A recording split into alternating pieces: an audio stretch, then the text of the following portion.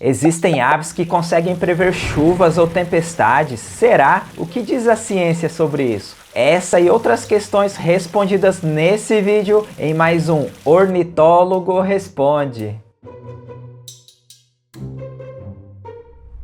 Começando aqui com a pergunta do Davi Roberto. Nos vídeos você sempre fala canto ou chamados. Qual a diferença entre canto e chamado das aves? Então, é isso mesmo. Sempre classificamos a vocalização das aves em cantos ou chamados. Esse, por exemplo, é o canto do sabiá-laranjeira.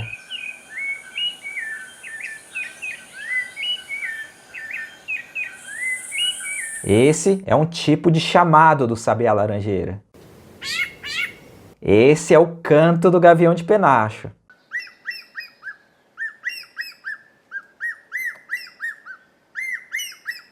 Esse é o chamado.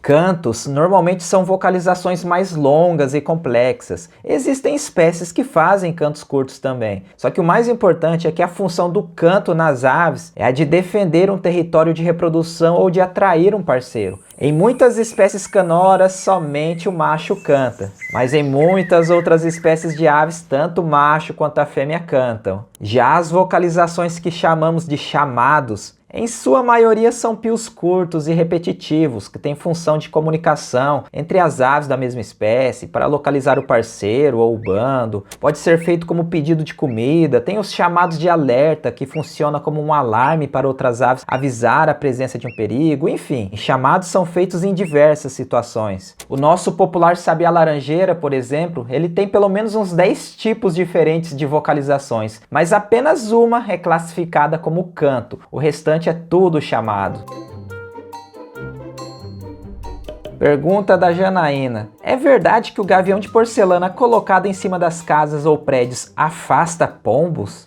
Não, ó, sinto muito lhe dizer, mas não funciona. Pode ser uma estátua de gavião, de coruja, de águia, mas não funciona. Pode ser até que nos primeiros dias que você coloca, os pombos ficam ali meio incomodados com aquele negócio, com aquela estátua, mas rapidamente eles aprendem que é um objeto inanimado e que não representa nenhuma ameaça. E voltam a pousar no local, às vezes até em cima da estátua.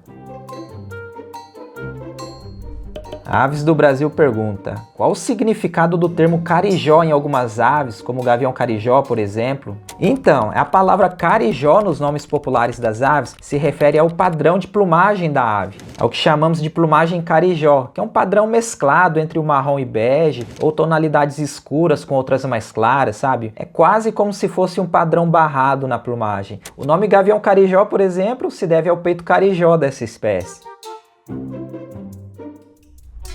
Essa pergunta aqui já apareceu várias vezes nos comentários do Belmar. Existem pássaros que podem prever chuva? Por mais incrível que pareça é que sim, algumas aves parecem ser capazes de prever chuvas ou tempestades utilizando de sinais da natureza. Embora seja um tema ainda pouco estudado pela ornitologia, alguns estudos sugerem que isso acontece. Por exemplo, graças a um sentido especializado, andorinhas e andorinhões são sensíveis a mudanças na pressão atmosférica. Baixa pressão atmosférica geralmente é sinal de chuva que está se aproximando, e essas aves podem ajustar seu comportamento em resposta a essas mudanças. Elas podem se alimentar mais intensamente antes da chegada da tempestade, buscar abrigo ou até determinar quando é seguro migrar. Sabe aquele ditado popular que diz que andorinhas voando baixo é sinal de chuva? Então, tem um fundo de verdade isso daí, pois elas geralmente voam mais perto do chão antes de uma tempestade. Esse comportamento está ligado ao fato que os insetos, que são suas principais presas, também respondem a mudanças de pressão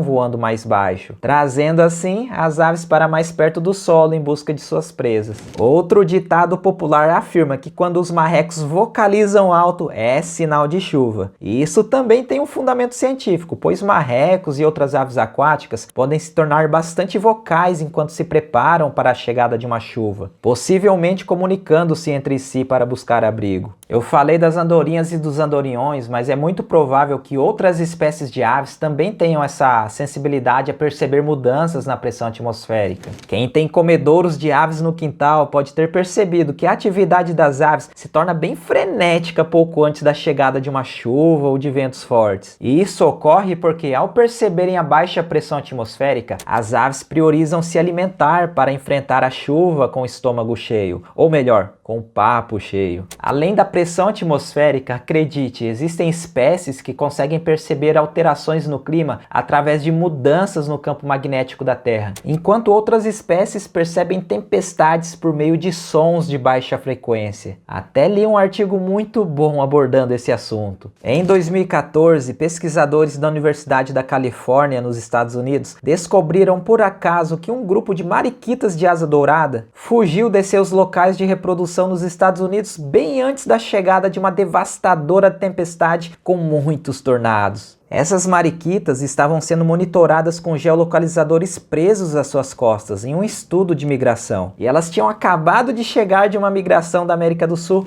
quando partiram novamente em uma migração não planejada para evitar a tempestade que chegou 24 horas depois. Os pesquisadores não sabiam ao certo como as mariquitas previram a chegada das tempestades com tornados, mas acreditam que essas aves são capazes de escutar infrações de baixíssima frequência, que se propagam a longas distâncias e são gerados principalmente por perturbações meteorológicas severas.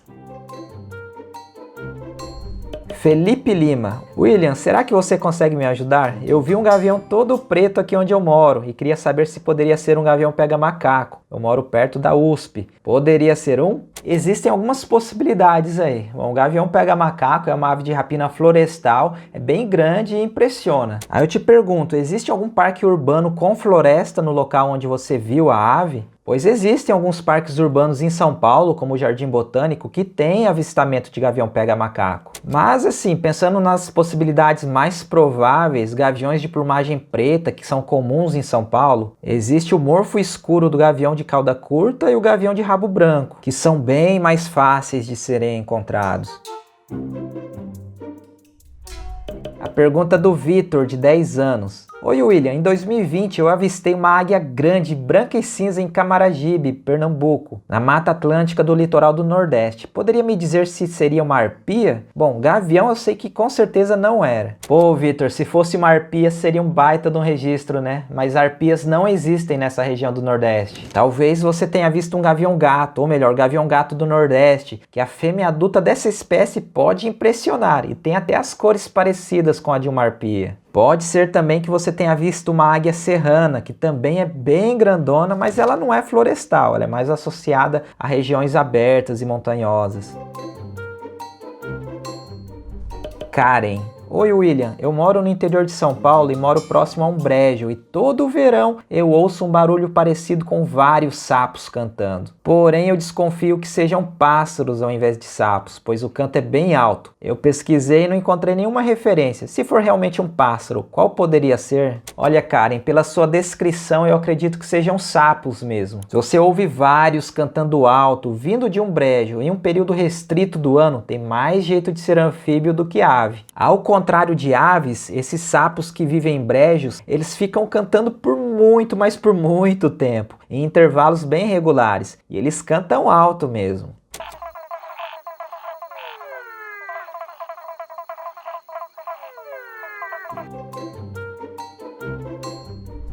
Lucas Nassar: O que caracteriza as aves em terem seu nome popular relógio? As aves podem lembrar os horários de suas rotinas? Então, na verdade, a palavra relógio nos nomes populares das aves aqui do Brasil está relacionada ao estilo da vocalização. São aves que cantam em intervalos bem regulares. Por exemplo, o falcão-relógio é chamado de relógio por causa da constância do intervalo entre os chamados.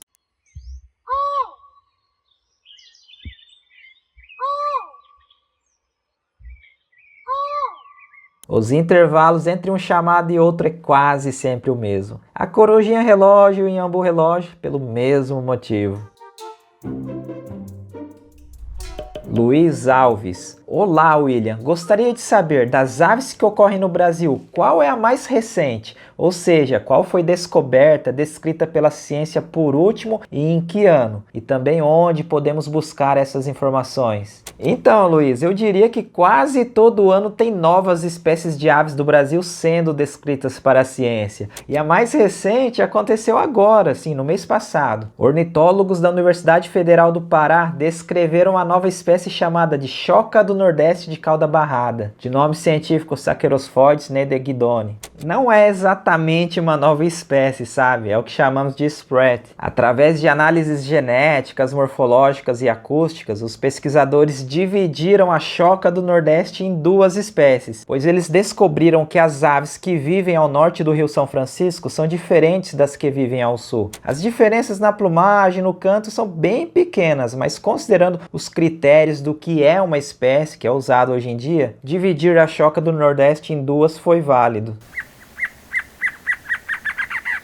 Então é isso, espero que você tenha aprendido um pouco mais no vídeo de hoje. Se você tem uma pergunta para o próximo vídeo desse quadro, use a hashtag Ornitólogo Responde aqui nos comentários. Se você gosta de aves e natureza e não é inscrito nesse canal, já se inscreva, pois esse é um canal especializado no assunto com vídeos toda semana. Combinado? Então é isso, gente. Agradeço aqui a audiência de sempre e até o próximo vídeo.